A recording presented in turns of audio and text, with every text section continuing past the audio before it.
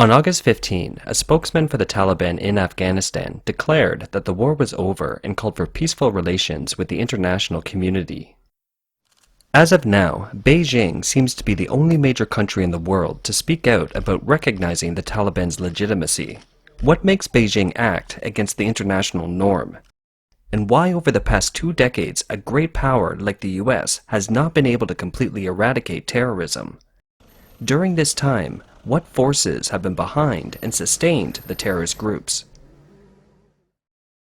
The US has achieved successes to a certain degree in the war against terrorism, such as killing Osama bin Laden or weakening the radical Islamic organization. However, from a global perspective, it seems to have failed to root out terrorism.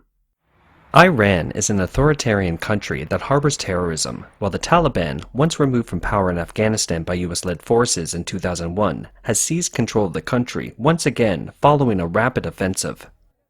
Analysts from overseas Chinese media believe the root cause lies in American politicians who have chosen to appease the Chinese Communist Party, CCP, for decades without acknowledging a fundamental problem. That is, today, the most potent advocate and backer of international terrorism is the CCP.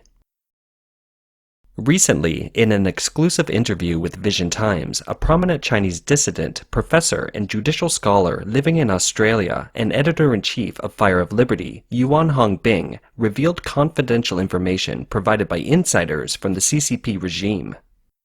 It suggested that the CCP regime no longer cares about appearance or its international reputation and has recently publicly announced its alliance with the Taliban. The stance shocked the world. However, Yuan said that the illicit relationship between the CCP and the Taliban has existed for a long time. For me, I'm not surprised at all about this. I revealed this a few years ago. The CCP has built a training camp to train guerrilla terrorists from Iraq and other Middle Eastern countries. The camp is located in Hershey Corridor, also known as Gansu Corridor, and run by China's anti-terrorism officials from the Ministry of Public Security, and at the time, Meng Hongwei, a graduate of the Beijing University, was in charge of it.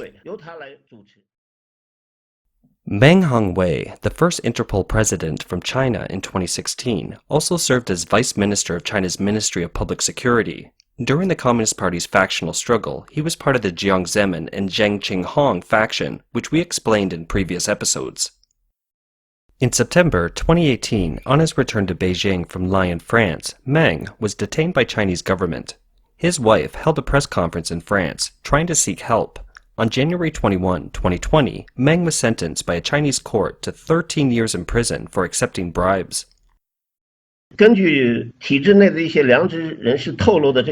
Yuan continued, according to CCP insiders, Meng once said that they only need to spend $10,000 on training a guerrilla terrorist like the ones in the Middle East or Iraq. When these fighters return to the Middle East and Iraq, they will inflict enormous military and economic losses on the US. They use this way to drain the national power of the United States.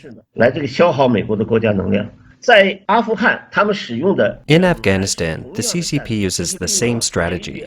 They train guerrilla soldiers to drain the US military stationed in Afghanistan, ultimately consuming US national resources. Therefore, statements made by the CCP against terrorism are all fake.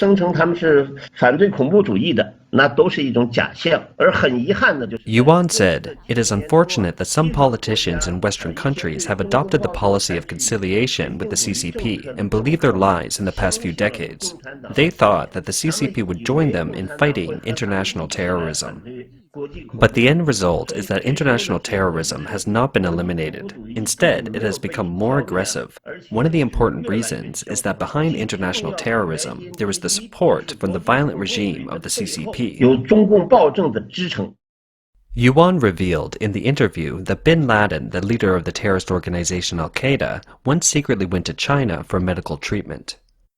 He said, "When I was still in Taiwan, a Taiwanese businessman who did business with the CCP armed police in mainland China told me that a retired major bragged to him drunk that he once protected bin Laden while serving in the army.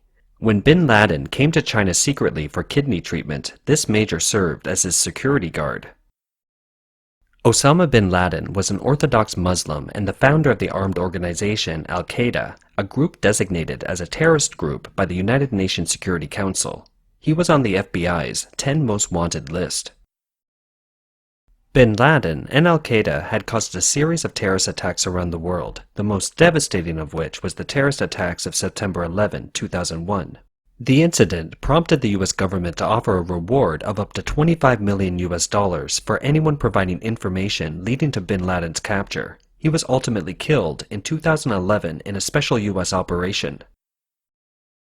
Suppose the information from the Taiwanese businessman is correct. The timing of when bin Laden secretly sneaked into China for kidney treatment becomes an important detail. Would it be before or after the September 11 terrorist attacks? Is the CCP involved in 9/11?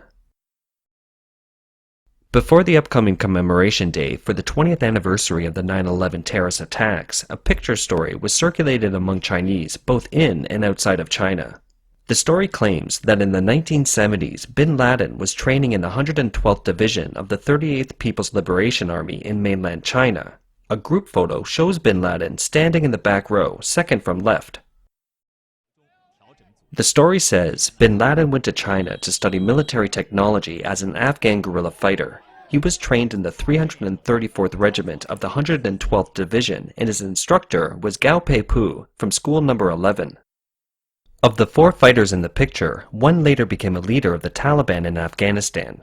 Judging from the picture, bin Laden was just a young man at the time. The picture story is hard to verify. Several websites in mainland China have published articles to dispel the rumors, and the man in the picture who resembles bin Laden closely remains a mystery. Perhaps the Chinese would not have been so eager to spread and believe in the so-called bin Laden photos if Beijing were not now exhibiting an unusual friendliness toward the Taliban. The fact is that China's official contact with the Taliban predates a time when the Chinese public became aware of this matter. In the late 1990s, China was one of the few governments that contacted and established relations with the Taliban. It started in 1998. In 1999, the Chinese Foreign Ministry sent a delegation to Afghanistan for high-level meetings.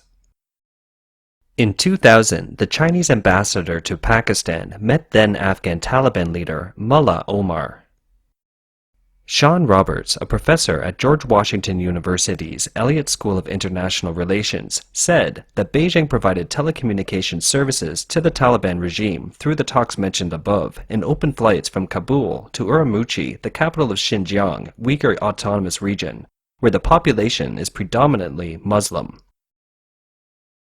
China's foreign policy towards Afghanistan has claimed to follow the principle of non-interference. On the surface, Beijing appears to care little about the political system or the human rights situation in Afghanistan. In reality, the CCP is supporting the Taliban despite the terrorist group killing and torturing civilians. The bottom line is that the Taliban respects China's core interests.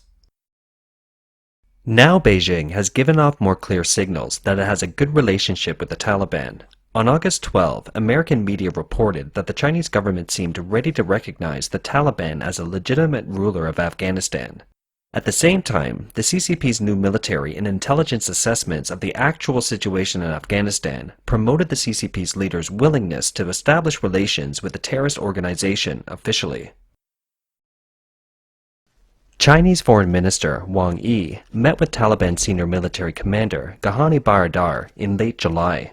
Wang stated that the Taliban are the key military and political force in Afghanistan and are expected to play an important role in Afghanistan's peace, reconciliation, and reconstruction process. The Chinese government said that the Taliban commander Baradar responded that Beijing has always been a good and reliable friend of the Afghan people and highly appreciates China's fair and positive role in the peace process and reconciliation in Afghanistan. In addition, Baradar hopes that China will participate more in the peaceful reconstruction of Afghanistan in the future and play a greater role in the economic construction and development of Afghanistan. Baradar also stated that the Taliban absolutely will not allow any force to take advantage of Afghan territory to do things that endanger China. As the U.S. was continuing its evacuation from Afghanistan in late August, a suicide bombing attack near Kabul airport killed at least 170 people, including 13 U.S. military personnel. In response, the U.S. military launched drone strikes in Kabul on August 29. Afghan Taliban spokesman Mujahid expressed strong condemnation of the U.S. airstrikes through China's official media, China International Television, or CGTN. After the withdrawal of Western troops, the Taliban sought diplomatic and economic support from the CCP. In an interview with the Italian newspaper La Repubblica on September 2, Mujahid said that the Chinese Communist Party is their most important partner because it is willing to invest in rebuilding their country. He also said that Afghanistan has rich copper resources that can be put back into production and modernized with the participation of the Chinese Communist Party, and that, in addition, China is our passport to the global market, and expressed interest in Beijing's Belt and Road project. On September 5, CGTN interviewed the deputy head of the Taliban's Cultural Commission. The program tries to show the audience that the Taliban regime is peace-loving. د اسلامي امارت د مجاهدینو په لاس کې دی او خبره اوس یوازې د پنجشیر ولایت مرکز ته رسیدلې ده او هلته هم The director of China Affairs of the World Uyghur Congress told an overseas Chinese language media outlet on September 3 that the CCP has been one of the biggest backers of the Taliban since before they were ousted by the US military 20 years ago, and the Inter-Services Intelligence of Pakistan is also behind the Taliban. He said there is an Islamic community in Pakistan that has been a partner of the Taliban's early leaders. Beijing also invited them to a meeting with the Chinese leadership a few years ago. So, I would say that China and Pakistan, as well as the extremist groups in Afghanistan, have always had a close relationship. On the third day of the Taliban's takeover of Kabul, Beijing proposed to the UN that the Taliban be removed from the list of terrorist organizations when Russia was the first to raise objections. Hassan said it's because Russia is concerned about Central Asia. With the Taliban in power in Afghanistan, they could infiltrate the Russian Empire through Chechnya or other countries and threaten Russia's national security. Several analysts believe that the Taliban are Islamic extremists and that their ultimate goal is to control the globe with their doctrines. The CCP wants communism to rule the world. Once the Taliban grows stronger, a clash between the two is inevitable.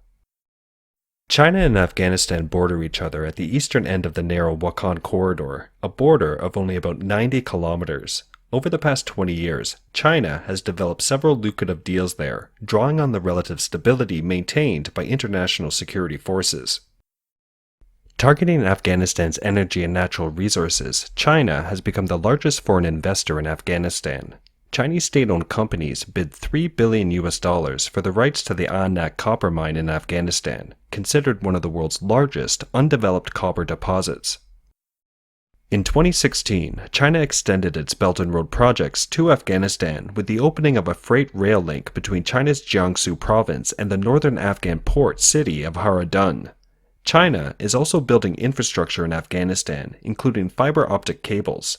Afghanistan is a member of the China-led Asian Infrastructure Investment Bank as well. China's military presence in Afghanistan has been limited. It has some private security forces in Afghanistan to safeguard its interests and some security forces on the border with Tajikistan. Chinese officials have repeatedly denied the military deployment to Afghanistan. In 2018, the Chinese Ministry of Defense simply stated that it supported defense and counterterrorism operations in Afghanistan, but provided no details. In contrast, the U.S. has spent more than $1 trillion in military investment in Afghanistan over the past 20 years. When the U.S. government decided to withdraw from Afghanistan, the CCP was disappointed. This can be inferred from the CCP's ongoing frustration with the U.S. withdrawal. It also shows that the Communist Party trusts the U.S. military far more than the Taliban when it comes to securing peace. 我们认为当务之急是推动阿富汗局势实现软着陆，让阿富汗不再发生新的内战或人道主义灾难，最大限度地避免无谓的伤亡和产生大规模的难民。同时，我们也想指出，有关国家应该为自己过去20年的所作所为负责，不能在制造巨大灾难之后一走了之，把责任推给阿富汗的邻国和国际社会。 It is not surprising that communism and terrorism are closely linked. From the Paris Commune, state violence, and Lenin's terrorism policy to China's national terrorism, communism has always considered terrorism as its essential tool.